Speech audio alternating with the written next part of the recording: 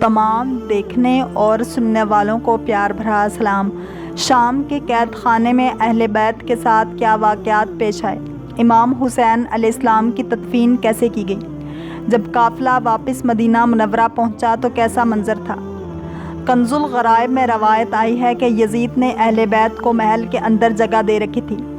اہل بیت کے ساتھ امام حسین علیہ السلام کی ایک 4 سالہ صاحبزادی تھیں جن کے ساتھ آپ بہت زیادہ محبت فرماتے تھے اور وہ بھی اپنے ابا جان سے انتہائی محبت کرتی تھیں۔ جب آپ کے ابا جان شہید ہو گئے تو آپ پوچھا کرتی کہ میرے بابا کہاں ہیں؟ اہل بیت انہیں کہا کرتے وہ ایک جگہ تشریف لے گئے ہیں۔ علاوہ ازیں انہیں مختلف طریقوں سے تسلی دیا کرتے تھے۔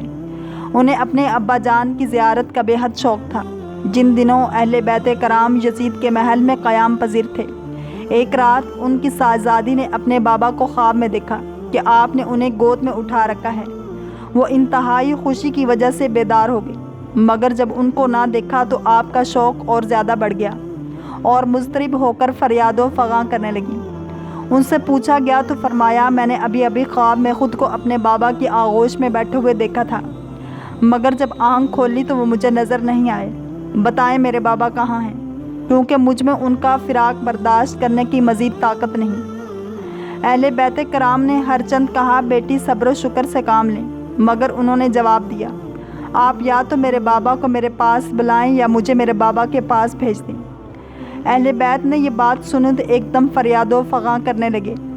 ان کی فریاد و فغاں کی آواز یزید کی خوابگاہ میں پہنچی تو اس نے ایک شخص کو بھیجا کہ معلوم کرو کہ اہل بیت کو کیا واقعہ پیش آیا ہے۔ اس شخص نے یزید کو واپس آ کر بتایا کہ امام حسین علیہ السلام کی صاحبزادی نے اپنے باپ کو خواب میں دیکھا تو آپ کی زیارت کے لیے بے قرار ہو گئی ہے۔ یزید نے کہا، جا کر اس کے باپ کا سر اسے دکھاؤ، شاید اسے کچھ اطمینان حاصل ہو جائے۔ یزید نے امام حسین علیہ السلام کے سر مبارک کو اپنے خاص کمرے میں اپنی نگاہوں کے سامنے رکھا ہوا تھا۔ خادمان یزید پلید نے سر مبارک کو چاندی کے تھال میں رکھا اور اوپر ریشمی رومال ڈال کر اہل بیت کرام کے پاس لے گئے اور کہا، یزید نے کہا ہے کہ سر بچی کو دکھائیں، شاید اسے اطمینان حاصل ہو جائے۔ جب بچی کے سامنے تھال رکھا گیا تو انہوں نے پوچھا، یہ کیا ہے؟ انہوں نے کہا، جو کچھ طلب کر رہی ہیں وہی ہے۔ بچی نے رومال اٹھا کر سر مبارک کو دیکھا تو اس سر کو اٹھا کر دیکھنے لگی۔ پھر جب انہوں نے پہچانا کہ یہ میرے بابا کا سر ہے تو سینے سے آنکھ کھینچتے ہوئے اپنے چہرے کو اپنے والد کے چہرے سے ملنے لگی اور آپ کے ہونٹوں پر ہونٹ رکھ کر اسی وقت رحلت فرما گئیں۔ اہل بیت کرام کے لیے امام حسین علیہ السلام کی تعزیت دوسری مرتبہ تازہ ہو گئی اور شہیدوں کی مصیبتیں تجدید پذیر ہو گئیں۔ یزید کو جب یہ صورتحال معلوم ہوئی تو اس نے اہل بیت کرام کو تعزیت بھیجی۔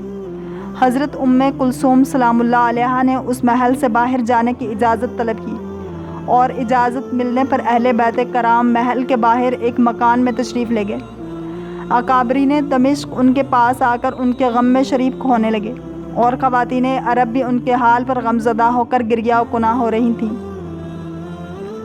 ابو المعیط کی روایت میں اس طرح ہے کہ یزید نے اہل بیت کرام کے لیے سامان سفر تیار کیا اور ان کی شان کے لائق سب کے لیے زاد راہ اور لباس مہیا کیا۔ بعد ازاں نعمان بن بشیر کی کمان میں 30 مسلح سوار دیے اور انہیں ان کی نگہبانی میں مدینہ منورہ کی طرف روانہ کر دیا۔ امام زین العابدین علیہ السلام نے دیگر شہداء کے سروں کے ساتھ اپنے والد گرامی کا سر بھی لیا اور کربلا کی طرف چلنے لگے۔ 20 صفر المظفر کو قافلہ اہل بیت کربلا میں پہنچا اور شہیدوں کے سروں کو ان کے جسموں کے ساتھ ملا کر دفن کر دیا۔ نعمان بن بشیر نے اہل بیت کی خدمت گزاری میں کوئی دقیقہ فروگزاشت نہ کیا اور عزت و احترام کے تقاضوں کو کما حقہ پورا کیا۔ دوران سفر ٹھہرنا اور چلنا اہل بیت کی مرضی کے مطابق تھا۔ جہاں اسے ٹھہرنے کے لیے کہا جاتا وہ رک جاتا اور جب چلنے کا حکم دیا جاتا تو سفر شروع کر دیتا۔ اہل بیت کرام نے حضرت نعمان رضی اللہ تعالیٰ عنہ کے ملازمین کو پورے سفر میں پردے کی وجہ سے دور رکھا۔ جب مدینہ منورہ کے قریب پہنچے تو حضرت ام کلثوم سلام اللہ علیہا نے حضرت زینب سلام اللہ علیہا کی خدمت اقدس میں عرض کی، اے بہن، نعمان کے حقوق کی ادائیگی ہم پر واجب ہے اور ہمارے پاس اسے دینے کے لیے کوئی چیز نہیں۔ جناب زینب سلام اللہ علیہا نے فرمایا، آپ سچ کہتی ہیں، ہمارے پاس بچے کھچے زیوروں کے سوا اسے دینے کے لیے اور کوئی چیز نہیں۔ چنانچہ انہوں نے بچے کھچے زیور اتار کر اسے بھیج دیے اور معذرت کرتے ہوئے فرمایا، دنیا میں یہ تھوڑا سا تیرا حق الخدمت ہے، باقی حق کی ادائیگی قیامت کے دن تجھے اپنے غلاموں میں شامل کر کے کی جائے گی۔ نعمان نے کوئی چیز قبول نہ کی اور سب کچھ واپس کرتے ہوئے عرض کی، اگرچہ میرا آپ کے ساتھ آنا یزید کے حکم سے تھا، مگر آپ کے احترام کا خیال رکھنا دنیاوی اغراض کے لیے نہ تھا، بلکہ اللہ تعالیٰ اور آپ کے نانا جان صلی اللہ علیہ وسلم کی خوشنودی کے لیے تھا۔ الحمدللہ اہل بیت رسالت مآب صلی اللہ علیہ وسلم نے میری خدمت کو قبول کر لیا ہے۔ میں اس محبت کا کس طرح شکریہ ادا کر سکتا ہوں اور اپنے لیے منسوب ہونے والی بخشش کی سپاس گزاری کس طرح بجا لاؤں۔ روایت آئی ہے کہ جب اہل مدینہ نے اہل بیت کرام کے آنے کی خبر سنی تو ان کی چیخیں نکل گئیں اور مہاجرین و انصار کے اولاد اور تمام چھوٹے بڑے یہاں تک کہ عورتیں اور بچے گھروں سے نکل پڑے اور نالہ و زاری اور گریہ و سوگواری کی تصویر بن کر شدید اضطراب و بے قراری کے ساتھ ان کے استقبال کے لیے حاضر خدمت ہو گئے۔ جب انہوں نے حضرت امام زین العابدین علیہ السلام کو امام حسین علیہ السلام کی بیٹیوں اور بہنوں کے ساتھ دیکھا تو درد دل اور سوز جگر کے ساتھ زمین پر لوٹنے لگے۔ زہرۃ الریاض میں روایت آئی ہے کہ مدینۃ الرسول صلی اللہ علیہ وسلم میں 5 مرتبہ اس قسم کی جزا و فضا کا سماع طاری ہوا کہ لوگوں نے قیامت قائم ہونے کا گمان کر لیا۔ اول جس روز حضور رسالت مآب صلی اللہ علیہ وسلم جنگ احد میں تھے اور شیطان نے آواز دی تھی کہ رسول خدا صلی اللہ علیہ وسلم قتل کر دیے گئے ہیں، اس آواز کو سن کر تمام مرد و عورت چیخ و پکار کرنے لگے۔ چنانچہ مہران حجرات طاہرات اور بنات ہاشم اور جناب بطول سلام اللہ علیہا بے اختیار احد کی طرف روانہ ہوگی۔ چنانچہ اس واقعے کا قلیل تر حصہ پیش ازیں بیان ہو چکا ہے۔ دوم اس روز کے جس دن حضور رسالت مآب صلی اللہ علیہ وسلم اس حجرہ فانی سے ریاض جادوانی کی طرف متوجہ ہوئے تو اہل مدینہ میں سے کوئی شخص ایسا نہ تھا جو درد و الم اور رنج و غم کی لپیٹ میں نہ آیا ہو۔ سوم اس وقت جب امیر المومنین کی شہادت کی خبر کوفہ سے اہل مدینہ کی سماعت تک پہنچی تو اس طرح کوہرام برپا ہو گیا کہ گویا پیغمبر صلی اللہ علیہ وسلم کے غم کی یاد تازہ ہو گئی۔ چہارم اس وقت کہ جب حضرت امام حسین علیہ السلام نے کوفہ جانے کا ارادہ سے مکہ مکرمہ کی طرف روانگی کی تھی اور ہمشیرگان اور ساتھزادیوں کو ساتھ لے کر چلے گئے تھے۔ پنجم اس وقت جب اس لٹے پٹے قافلے کا اہل مدینہ نے استقبال کیا اور تعزیت کی۔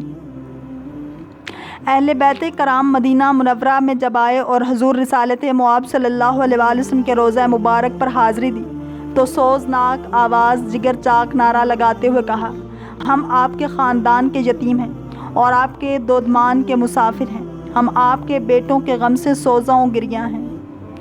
اہل بیت کرام فریاد و خفقاں میں مصروف تھے کہ ام المومنین حضرت ام سلمہ رضی اللہ تعالیٰ عنہا روتی اور فریاد کرتی ہوئیں حجرہ طاہرہ سے باہر تشریف لائیں۔ ایک ہاتھ میں آپ نے کربلا کی خون شدہ مٹی کی بوتل پکڑ رکھی تھی اور ایک ہاتھ میں امام حسین علیہ السلام کی بیمار بیٹی کا ہاتھ تھام رکھا تھا۔ جب اہل بیت نے ام المومنین سیدہ کو دیکھا اور اسی خون شدہ مٹی کا مشاہدہ کیا تو ان کے درد و سوز میں اور اضافہ ہو گیا۔ حضرت امام حسین علیہ السلام کی بہنوں اور ساتھزادیوں نے حضرت ام سلمہ رضی اللہ تعالیٰ عنہ کو آغوش میں لے لیا۔